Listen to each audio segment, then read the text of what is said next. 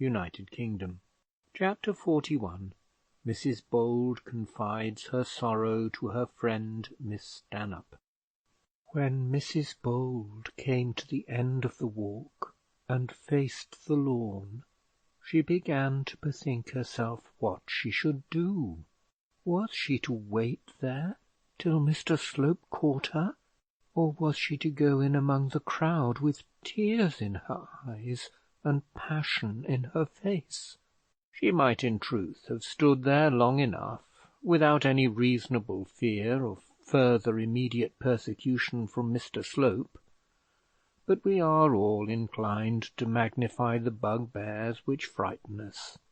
In her present state of dread, she did not know of what atrocity he might venture to be guilty.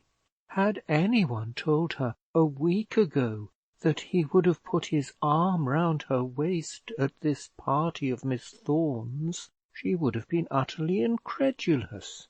Had she been informed that he would be seen on the following Sunday walking down the High Street in a scarlet coat and top boots, she would not have thought such a phenomenon more improbable. But this improbable iniquity he had committed, and now there was nothing she could not believe of him. In the first place, it was quite manifest that he was tipsy. In the next place, it was to be taken as proved that all his religion was sheer hypocrisy, and finally, the man was utterly shameless. She therefore stood watching for the sound of his footfall, not without some fear that he might creep out at her suddenly from among the bushes. As she thus stood, she saw Charlotte Stanhope at a little distance from her, walking quickly across the grass. Eleanor's handkerchief was in her hand, and putting it to her face so as to conceal her tears, she ran across the lawn and joined her friend. "Oh, Charlotte," she said, almost too much out of breath to speak very plainly, "I am so glad I have found you." "Glad you have found me?" said Charlotte, laughing. "That's a good joke. Why, Bertie and I have been looking for you everywhere. He swears that you have gone off with Mr Slope, and is now on the point of hanging himself." "Oh, Charlotte, don't," said Mrs Bold. "Why, my child, what on earth is the matter with you?" said Miss Stanhope. Perceiving that Eleanor's hand trembled on her own arm, and finding also that her companion was still half choked by tears. "Goodness heaven, something has distressed you. What is it? What can I do for you?" Eleanor answered her only by a sort of spasmodic gurgle in her throat. She was a good deal upset, as people say, and could not at the moment collect herself. "Come here, this way, Mrs Bold. Come this way, and we shall not be seen. What has happened to vex you so? What can I do for you? Can Bertie do anything?" "Oh, no, no, no, no, no," said Eleanor. "There is nothing to be done. Only that horrid man." "What horrid man?" asked Charlotte. There are some moments in life in which both men and women feel themselves imperatively called on to make a confidence, in which not to do so requires a disagreeable resolution, and also a disagreeable suspicion. There are people of both sexes who never make confidences, who are never tempted by momentary circumstances to disclose their secrets, but such are generally dull, close, unimpassioned spirits, gloomy gnomes who live in cold, dark mines. There was nothing of the gnome about Eleanor, and she therefore resolved to tell Charlotte Stanhope the whole story about Mr Slope. "That horrid man, that Mr Slope," said she. "Did you not see that he followed me out of the dining room?" "Of course I did, and was sorry enough, but I could not help it. I knew you would be annoyed, but you and Bertie managed it badly between you. It was not his fault, nor mine either. You know how I disliked the idea of coming in the carriage with that man. I am sure I am very sorry if that has led to it." "I don't know what has led to it," said Eleanor, almost crying again, "but it has not been my fault." "But what has he done, my dear?" "He's an abominable, horrid, hypocritical man, and it would serve him right to tell the bishop all about it." "Believe me, if you want to do him an injury, you had far better tell Mrs Proudie. But what did he do, Mrs Bold?" "Ugh!" exclaimed Eleanor. "Well, I must confess he's not very nice," said Charlotte Stanhope. "Nice!" said Eleanor. "He is the most fulsome, fawning, abominable man I ever saw. What business had he to come to me? I, that never gave him the slightest tittle of encouragement. I, that always hated him, though I did take his part when others ran him down." "That's just where it is, my dear. He has heard that, and therefore fancied that of course you were in love with him." This was wormwood to Eleanor. It was, in fact, the very thing which all her friends had been saying for the last month past, and which experience now proved to be true. Eleanor resolved within herself that she would never again take any man's part.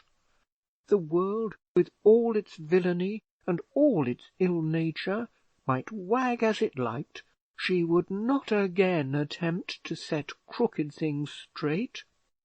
"But what did he do, my dear?" said Charlotte, who was really rather interested in the subject. He Well, come, it can't have been anything so very horrid, for the man was not tipsy." "Oh, I am sure he was," said Eleanor. "I am sure he must have been tipsy." "Well, I declare I didn't observe it. But what was it, my love?" "Why, I believe I can hardly tell you. He talked such horrid stuff that you never heard the like, about religion and heaven and love. Oh dear, he is such a nasty man." "I can easily imagine the sort of stuff he would talk. Well, and then?" "And then he took hold of me." "Took hold of you?" "Yes, he somehow got close to me and took hold of me." "By the waist?" "Yes," said Eleanor, shuddering. "And then?" "Then I jumped away from him and gave him a slap on the face, and ran away along the path till I saw you." Charlotte Stanhope laughed heartily at the finale to the tragedy. It was delightful to her to think that Mr Slope had had his ears boxed. She did not quite appreciate the feeling which made her friend so unhappy at the result of the interview. To her thinking, the matter had ended happily enough as regarded the widow, who indeed was entitled to some sort of triumph among her friends, whereas to Mr Slope would be due all those gibes and jeers which would naturally follow such an affair. His friends would ask him whether his ears tingled whenever he saw a widow, and he would be cautioned that beautiful things were made to be looked at and not to be touched. Such were Charlotte Stanhope's views on such matters, but she did not at the present moment clearly explain them to Mrs Bold. Her object was to endear herself to her friend, and therefore, having had her laugh, she was ready enough to offer sympathy. Could Bertie do anything? Should Bertie speak to the man and warn him that in future he must behave with more decorum? Bertie, indeed, she declared, would be more angry than any one else when he heard to what insult Mrs Bold had been subjected. "But you would tell him?" said Mrs Bold, with a look of horror. "Not if you don't like it," said Charlotte; "but considering everything, I would strongly advise it. If you had a brother, you know, it would be unnecessary; but it is very right that Mr Slope should know that you have somebody by you that will and can protect you." "But my father is here." "Yes, but it is so disagreeable for clergymen to have to quarrel with each other; and circumstanced as your father is just at this moment, it would be very inexpedient that there should be anything unpleasant between him and Mr Slope. Surely you and Bertie are intimate enough for you to permit him to take your part?" Charlotte Stanhope was very anxious that her brother should at once on that very day settle matters with his future wife. Things had now come to that point between him and his father, and between him and his creditors, that he must either do so or leave Barchester, either do that or go back to his unwashed associates, dirty lodgings, and poor living at Carrara. Unless he could provide himself with an income, he must go to Carrara or to . His father, the prebendary, had not said this in so many words, but had he done so, he could not have signified it more plainly. Such being the state of the case, it was very necessary that no more time should be lost. Charlotte had seen her brother's apathy when he neglected to follow Mrs Bold out of the room, with anger which she could hardly suppress. It was grievous to think that Mr Slope should have so distanced him. Charlotte felt that she had played her part with sufficient skill. She had brought them together, and induced such a degree of intimacy that her brother was really relieved from all trouble and labour in the matter.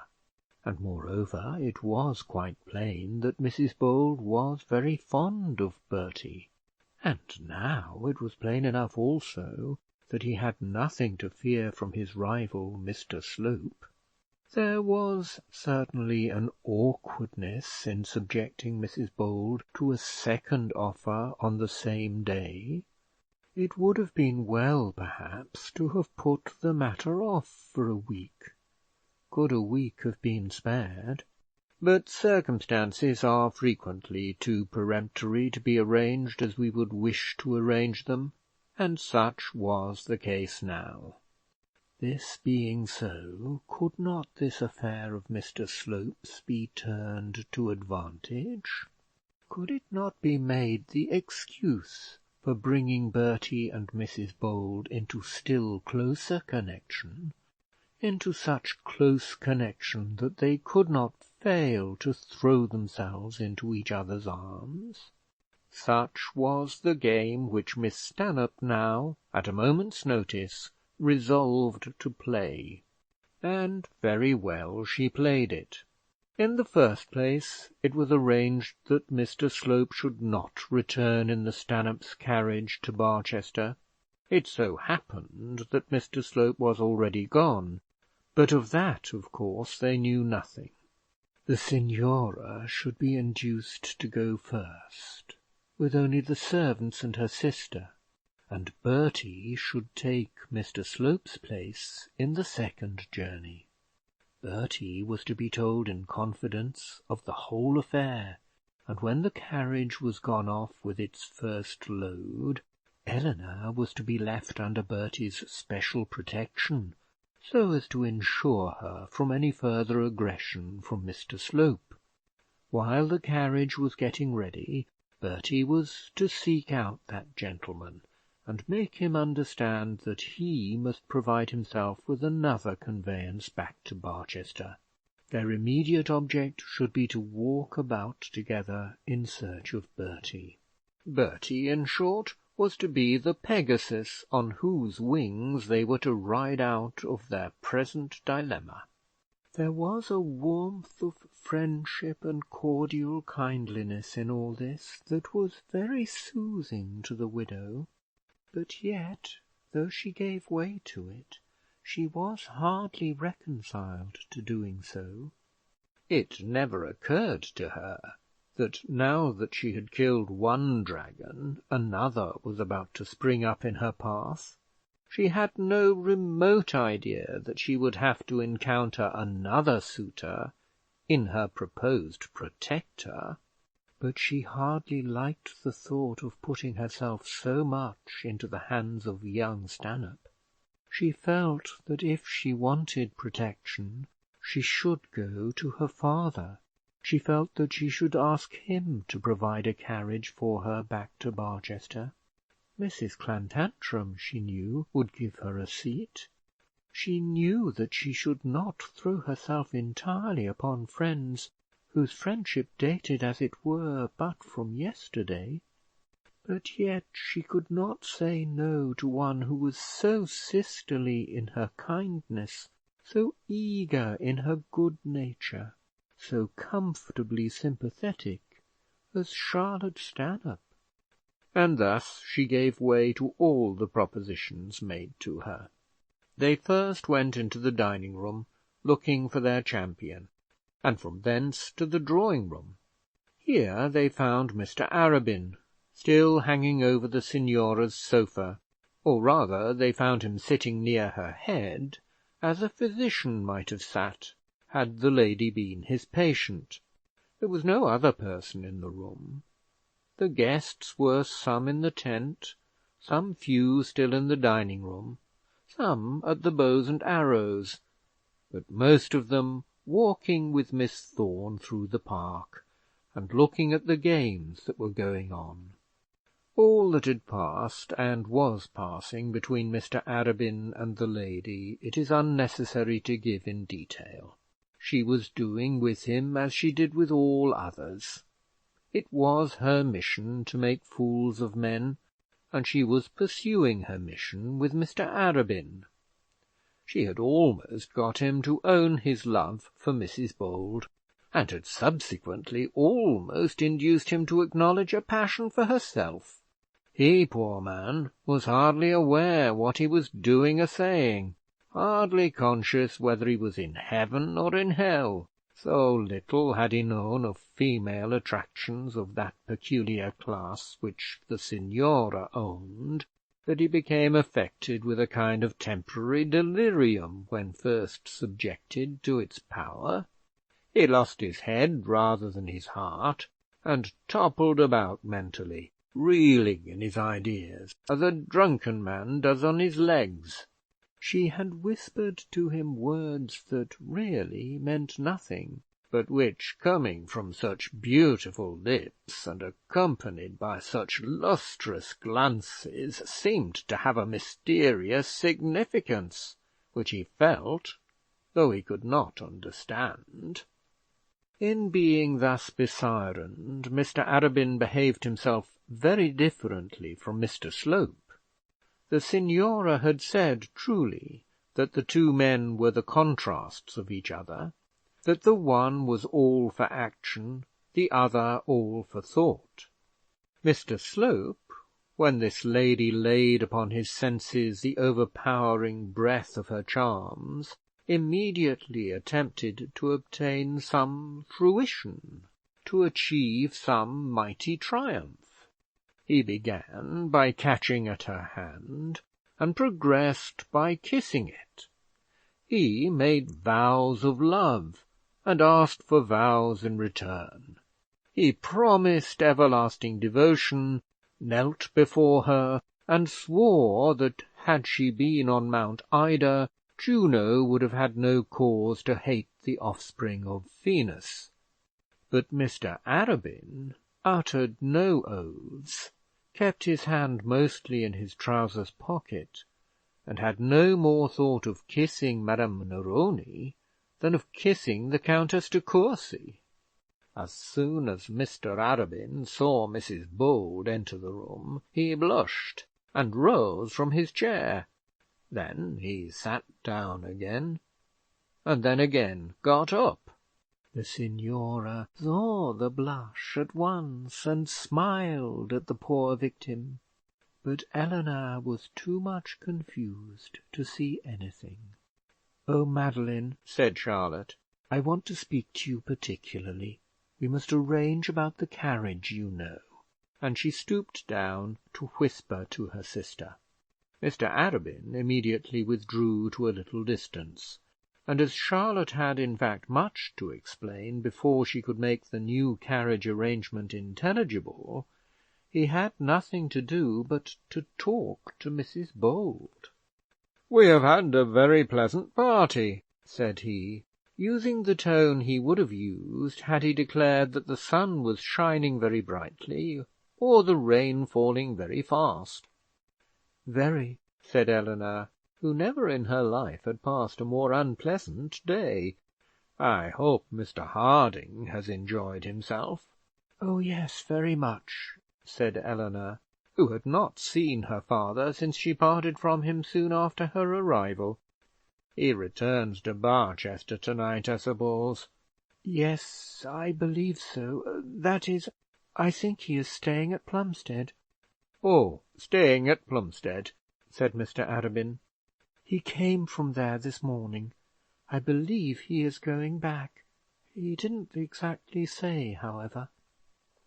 "I hope Mrs Grantly is quite well?" "She seemed to be quite well.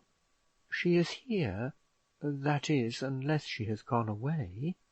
"Oh yes, to be sure. I was talking to her, looking very well indeed."